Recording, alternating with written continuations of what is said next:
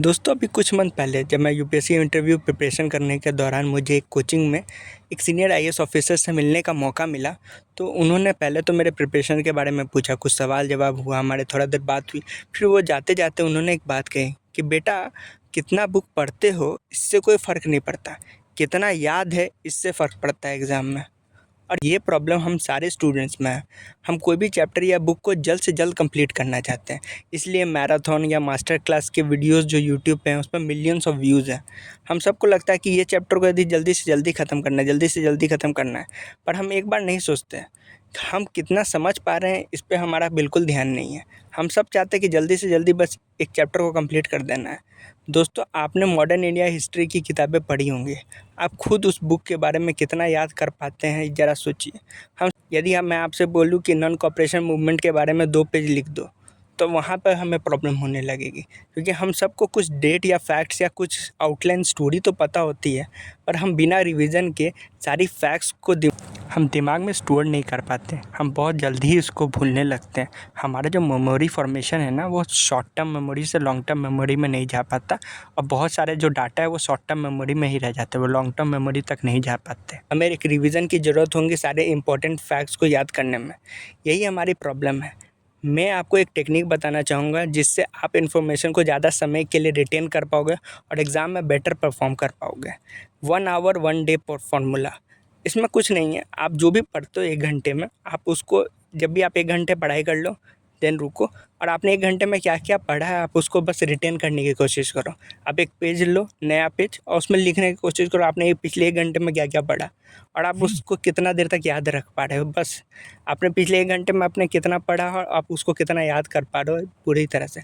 उसी तरह जब आप पूरे दिन की पढ़ाई हो जाए, तो जब आप रात में जब आप पढ़ाई ख़त्म होने लगे, तब उस समय भी आप यही काम करो कि आज पूरे दिन में आपने क्या पढ़ा, आपको क्या-क्या याद है, और उसको लिखना है, सिर्फ सोचना नहीं है, लिखना है। और आप देखोगे कि आप इसमें आपको बहुत अच्छा इम्प्रूवमेंट देखने को मिलेगा डे बाय डे। आपका कंसंट्रेशन अच्छा होगा, आपका रिटेंशन अच्छा होगा। मेन प्रॉब्लम है कि हम जितना पढ़ रहे हैं उतना रिटेन नहीं कर पाते हैं। हमारे जो दिमाग है वो थक जाता है और जो इम्पोर्टेंट फैक्ट्स को वो स्किप करने लगता है। आप कोई भी थ्योरी सब्जेक्ट पढ़ो, आप इसका फ़ॉर्मूला का इस्तेमाल आराम से आप कर सकते हो। जैसे मान लीजिए आपने एक बुक में ये स्टोरी पढ़ी। एक बार की बात है कि मोहन नाम का एक बूढ़ा आदमी था। उसकी किताबों की एक छोटी सी दुकान थी, जिसमें वो बहुत सारी अच्छी जानकारी पूर्ण बुक्स रखता था। मोहन बहुत होशियार था, लोगों की समस्या को सुनता था और हल करने की कोशिश भी करता था। दूर दूर से लोग मोहन के पास आते थे और अपनी समस्या के बारे में उससे सलाह लेते थे। एक दिन एक छोटी सी बच्ची उसकी दुकान पर आई और अपनी सारी परेशानियां बताई। मोहन ने मुस्कुराते हुए कहा, समस्याएं किताबों की तरह होती हैं। अगर आप उन्हें अपने पास रखोगे तो वो आपके बोझ लगेंगी, लेकिन अगर आप उन्हें दूसरों के साथ बांटोगे तो आपको खुशी मिलेगी। छोटी लड़की ने साझा करने की शक्ति सीखी और महसूस किया कि दूसरों के साथ साझा करने पर बोझ हल्का हो जाता है। अब सेकंड के लिए वीडियो को पॉज करो और जो मैंने आपको जो स्टोरी बताई उसको 2 लाइन में अपने कॉपी में लिखने की कोशिश करो।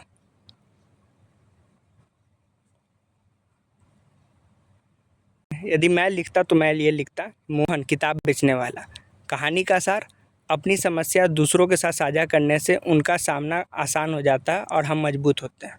बस यदि आप इस तरह से 2 लाइन, 1 लाइन में यदि आप अपने सारे जो आपने पढ़ा, आपने 2 पेज पढ़ा और उस 2 पेज को पढ़ने के बाद यदि 4 लाइन में, 5 लाइन में यदि आपने नोट्स बना लिए एक तरह से, तो आपका वो रिटेन करना आपको ज़्यादा आसान होगा। साथ में ये जो 2 लाइन 3 लाइन का जो नोट्स बना रहे हैं, इसको आप हेल्प करेगा शॉर्ट नोट्स बनाने में, तो इससे आपको डबल फ़ायदा होगा। एक और चीज़ है जो मैं आपको ज़रूर बताना चाहूँगा कि मोबाइल फ़ोन के कारण हमारा कंसंट्रेशन पहले से ज़्यादा ख़राब होते जा रहा है। तो away from your mobile when you study. जब भी आप पढ़ रहे हैं उस समय अपने मोबाइल से दूर रहें। देखिए, मैं आपको बहुत सिंपल तरीके से बताता हूँ। Practice is the key. मतलब अगर हम चाहें तो अपने माइंड को चेंज कर सकते हैं और ट्रेन कर सकते हैं, लेकिन आपको पता है कि हमारे साथ जो ट्रेजेडी है कि हम अपने माइंड को ट्रेन करना भी चाहते हैं, पर जो मोबाइल कंपनीज़ है वो इतने ज़्यादा एडिक्शन हो जा रहा है हमारा कि हम उस मोबाइल से पीछे ही नहीं छुड़ा पा रहे हैं। हमारा बहुत लंबा समय बहुत मोबाइल में जाता है और आपको भी पता है कि आपका मोबाइल में बहुत ज़्यादा समय जा रहा है। तो जब भी यदि आप में से कोई भी इंसान है जो उसमें मोबाइल से ही पढ़ाई कर रहा है, तो वो प्लान कर ले कि हमको मोबाइल से कितना देर पढ़ना है। मान लीजिए आपको एक क्लास है जो 3 घंटे की होती है या 2 घंटे की, 2-2 क्लास है 4 घंटे, तो प्लान बना लो कि मैं 12 बजे दोपहर में इसको मोबाइल यूज़ करेंगे, 12 से 2 क्लास करेंगे और फिर नेट ऑफ करके रख देंगे। फिर यदि आपको शाम में करना है 8 से 10 क्लास, उस समय ऑन करो, 2 घंटे प्लान की जो आपको क्लास करना है क्लास करो, उसके नेट ऑफ करो। नेट ऑफ कर देना है। मोबाइल आप रिंगर में रखना चाहो तो रख सकते हो, पर नेट नहीं खुलेगा। यही 2 घंटे के लिए मेरा नेट खुलेगा, उसके बाद नेट ऑफ होगा। आप ये बस करके देखो, आपको देखिएगा कि आपके जो मोबाइल में बहुत ज़्यादा टाइम वेस्ट हो रहा है ना, वो बहुत तेज़ी से घट जाएगा। दोस्तों, किसी भी एग्ज़ाम में अच्छा मार्क्स लाने का सिर्फ एक ही तरीका है कि आप जो पढ़ रहे हैं उसको ज़्यादा अच्छे तरह से रिटेन करें और फोकस से स्टडी करें। तो चाहे आप 6 ही घंटे पढ़ें या 8 ही घंटे पढ़ें, तो उसका वैल्यू तभी होगा जब आप उस 8 घंटे में जितना भी पढ़ाई कर रहे हो वो सब आप रिटेन कर पा रहे हैं। आप एग्ज़ाम डे को जिस दिन आप एग्ज़ाम दीजिएगा उस दिन आपके काम वो आए वो स्टडी। ऐसे पढ़ने के लिए आप 12-12 घंटे पढ़ रहे हो, पर उसमें आपका फोकस स्टडी कितना है। इसीलिए आप देखते हैं कि कोई बच्चा है जो कम से पढ़ाई करके भी बहुत अच्छा रिटेन करके अच्छा एग्ज़ाम में निकाल लेता है, और कोई है जो बहुत मेहनत कर रहा है पर उसका रिज़ल्ट नहीं हो रहा है, क्योंकि उसका फोकस स्टडी नहीं है।